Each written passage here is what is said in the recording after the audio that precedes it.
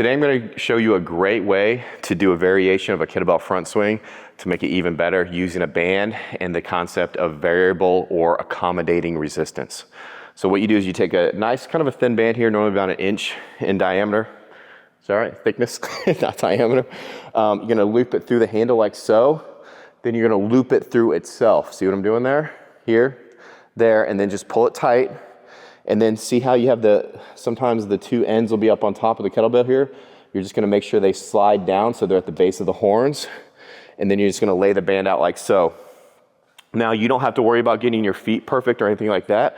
Just step on the band so the band's more or less on the middle of your foot.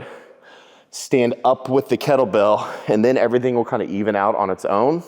And then you're just gonna gradually, as you get into it, use your hips and arms to get the bell higher and higher.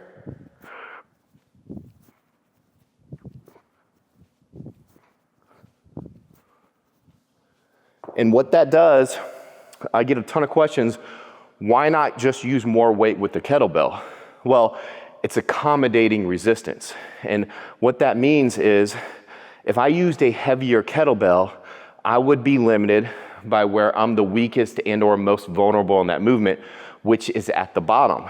So instead, what that band does is when you're at the bottom of the movement, there's no tension on the band. So you can get a good powerful hip thrust with an appropriate weight.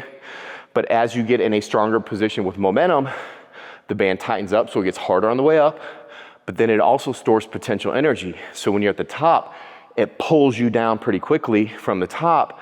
So then you get a good eccentric overload, but then the band loosens again at the bottom. So you don't carry quite as much momentum into that bottom position. So I love accommodations on almost all lifts, especially on the kettlebell front swing, and banded kettlebell front swings are one of my absolute favorites. You're gonna see this movement a ton in my fitness app.